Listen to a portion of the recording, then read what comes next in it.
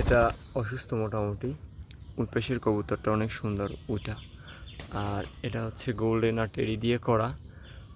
বাবা হারাই গেছে, পরবর্তীতে যেটা হারাইছে সেটার সাথে একজোড়া বাচ্চা ছিল, বাচ্চা জোড়া খোপে ছিল, মানে অর্থাৎ ওরা যে জায়গায় থাকতো সেই জায়গায় ছিল।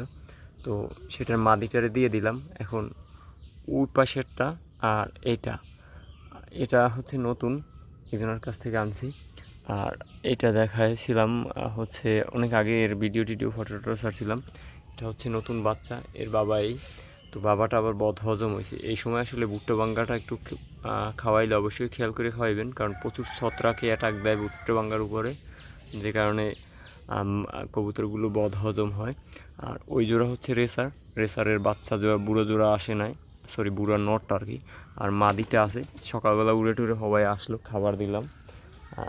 একাই উড়ে আর কি, এই জিনিসটা ভালো। আর ওরা হারানোর প্রবণতাটা খুব কম। প্রচুর টেডি কবুতর ছিল আমার কাছে, তো সেই টেডি কবুতরগুলো আসলে দেখা গেছে বেশিরভাগ সময় হারিয়ে যায়।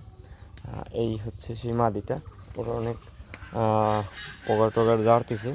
আর এর হচ্ছে আগের পাতলার বাচ্চা ওইটা।